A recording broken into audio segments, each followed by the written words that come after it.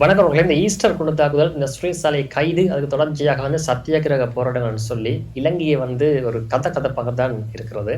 இந்த காத்து கிளையும், இந்த வெக்கை கிளையும் தாண்டி பல சூடான செய்திகள் வந்து கொண்டிருக்கின்றது.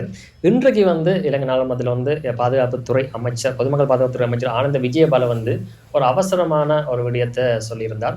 சுரேஷ் சாலை சம்பந்தமாக சில விடயங்கள சொல்லியிருக்கின்றார். அவர்தான் குற்றவாளி அப்படின்ற மாதிரியான பல சாட்சியங்கள் தங்களுக்கு கிடைத்திருப்பதாகவும், அவர் அந்த குண்டுவெடிப்புக்கு முன்னர் செய்த விடயங்கள் அப்படின்ற மாதிரி எக்கச்சக்கமான விடயங்கள் கிடைத்திருப்பதாக சொல்லியிருக்கின்றார். இது அவர் தான் செஞ்சு நேரடியாக இருக்கிறார் அப்படின்ற அளவுக்கே அரசாங்கத்தில் இருக்கிற இந்த முக்கிய பாதுகாப்புத்துறை அமைச்சர் சொல்லியிருக்கிறார். இதுல ஒரு விஷயம் அவர் சொன்னார் அப்படின்னு சொன்னா, சுரேஷ் சாலை இதுவரைக்கும் அந்த குற்றங்கள் எதையுமே ஒப்புக்கொள்ளல அப்படின்ற மாதிரியும், வாயை திறந்து கதைக்கலை அப்படின்ற மாதிரியும் சொல்லியிருக்கின்றார்.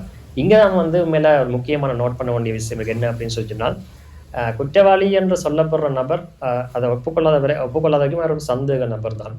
அங்க அதான் முக்கியமான விஷயம். அதை தாண்டி இவ்வளவு சத்தியாகிரக போராட்டம் எல்லாம் நடக்கிற அளவுக்கு அவர் அவ்வளவு உத்தமமான வேலை எதுவுமே செய்யல. அப்படி இருந்தும் ஒரு தரப்பு இந்த வேலைகளை பார்த்து கொண்டிருக்குது. இன்னொரு பக்கத்துல அவர் உண்மையில வாயை திறக்கலைன்னு சொல்லி சொன்னாலே கிட்டத்தட்ட அந்த கேஸ் உடைகிற மாதிரி தான் போகும். அதாவது சொன்னா உண்மையினால் முக்கியமா எந்த ஒரு விஷயமே இதை வச்சுக்கொண்டு செய்யலாத அளவுக்கு போகிறது. அதுக்கு என்ன காரணம்னு சொல்லி பார்த்தீங்கன்னு சொல்லி சொன்னால், இவையால அவரை ஒரு கட்டத்துக்கு மேல பேச வைக்க முடியாதுன்னு தான் சொல்லிக் கொள்ளணும். காரணம், அவரும் இதுக்குள்ள இருந்த ஒரு நபர் தான். அவருக்கு தெரியும் இது எப்படி இதெல்லாமே நடக்கும் அப்படின்னு சொல்லி. அப்படி இருக்கேக்க அவர் அதை சரியான முறையில் தான் கையாளுவதாக சொல்லணும், கையாளுறார் அப்படித்தான் எடுத்துக்கொள்ளணும். அதே போல அவருக்குரிய சகாக்கள் மற்றவர்கள் நெருங்கியவர்கள் இந்த பக்கத்தில் அதே மாதிரி தான் இருக்கிறார்கள். இதெல்லாம் எப்ப சூடு பிடிச்சது அப்படின்னு சொன்னா, கோட்டபாய ராஜபக்சக்கு பயணத்தடை விதிச்ச உடனே டக்கன படபடண்டு வேகமாக வருகிறது. இவர்கள் எல்லாம் உண்மையில சுரேஷ் சாலைக்கு தான் ஆதரவாக இருக்கிறாங்கன்னா இல்லை, அதை தாண்டின நபர்களுக்காக தான் இவர்கள் உண்மையில ஆதரவாக இருக்கிறார்கள். அதுக்காகத்தான் எல்லாத்தையுமே செய்கிறார்கள். ஆனால் இவர்களால் இதெல்லாமே வெற்றி கொள்ளக்கூடிய மாதிரி இருக்குமான்னு கேட்டால் பல சிரிக்கலாம். ஆனால் உண்மையை சொல்றேன், சில வேலை வாய்ப்பு இருக்கிறது. காரணம், ஒரு அரச சிஸ்டம்ன்றது ஒரு குறிப்பிட்ட தாண்டி போயிடாது. அவர்கள் ஒரு குறிப்பிட்டதான் முயற்சி செய்யலாம். அதை தாண்டி சில விஷயங்கள் செய்யலாது. நீங்கள் மே மாசத்திலேயே பல முக்கியமான விடயங்கள் நடந்து முடிஞ்சிடுமென்னு சொல்லி அனுரா வாக்கு கொடுத்திருந்தார். ஆனால் மே மாசம் முடிஞ்சுது. சரியா? அப்ப இங்க நிலைமை இந்த மாதிரி தான் போகுது. ஏன்னு சொன்னா இது சாதாரணமான ஆட்கள் இல்லை. இதுக்கு பின்னுக்கு பல சக்திகள் இருக்கேக்க அங்கே பல ஆதாரங்கள் இன்னும் கிடைச்சுனான் இருக்கு. இப்படியெல்லாம் கிடைக்காமல் இந்த மாதிரி ஒரு நாசகார செயலை திட்டமிடவே மாட்டார்கள். யாருமே திட்டமிட மாட்டார்கள். அப்படி இருக்கேக்க நீங்கள் அதை என்ன சொல்றது, அது ஒரு பெரிய சிக்கல். காரணம், நீங்க யோசிச்சு பாருங்கள், மஹிந்த ராஜபக்சோடைய ஆட்சி இந்த ஆட்சி கைப்பற்றுக்காக தான் செய்யப்பட்டன்னு சொல்லி சொன்னால், நீங்க வடிவா யோசிச்சு பாருங்கள், ஏற்கனவே மஹிந்த ராஜபக்ச ஆட்சியில் இருந்த ஒரு காலம் இருந்தது. ஆனால் அதுக்கு பிறகு அவருக்கு ஒரு தோல்வி வந்தது. அப்ப அந்த தோல்வின்றது என்ன அவருக்கு தெரிஞ்சிருக்கும் கட்ட என்ன, எவ்வளவுதான் வென்றாலும் திருப்பி தோல்வி வருமன்றது அதுக்கு ஒருக்க தோத்தாப்புறம் தெரிய வரும். தோக்கிறதுக்கு முன்ன மேற்கொள்ள அப்படி இல்லாமல் யோசிச்சிருக்கலாம். குடும்பம் வாழ்க்கை ஃபுல்லங்களை குடும்பம் தான் ஆச்சு அப்படின்ற மாதிரி. அப்படி இல்லாமல் தோல்வியை பார்த்தா பிறகு தான் இது நடந்திருக்குன்றபடி இல்லை. இது தோல்வியை பார்த்தா பிறகு அதுக்கு பிறகு தேர்தலில் இலக்கு வச்சு நடக்க இது அவைக்கு ஒன்றுக்கு தெரியும். அதாவது சொன்னா இது சாதாரணமாக செய்யா எதிர்காலத்தில் சிக்கிறதுடைய வாய்ப்பு இருக்கு அப்படின்னு சொல்லி, அது யார் செஞ்சிருந்தாலும்.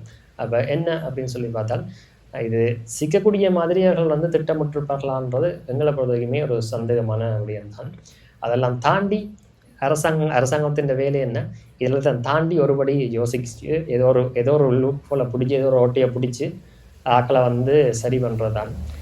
இப்ப இவர்கள் செய்யறதெல்லாம் பார்க்க அவர்களாகவே ஒரு வாக்குமூலம் கொடுக்குற மாதிரி தான் அவருடைய செயல்கள் இருக்கிறது. சரி, இந்த சத்தியாகிரகத்துக்கு வரலாம். இதுக்காகலாம் சத்தியாகிரகம் 2026 சத்தியாகிரகம் இந்த மாதிரிலாம் செய்ய வேண்டி வருது அப்படின்னு வாக்கிக்கத்தான் எங்களுக்கு பழைய நினைவுகள் வருது.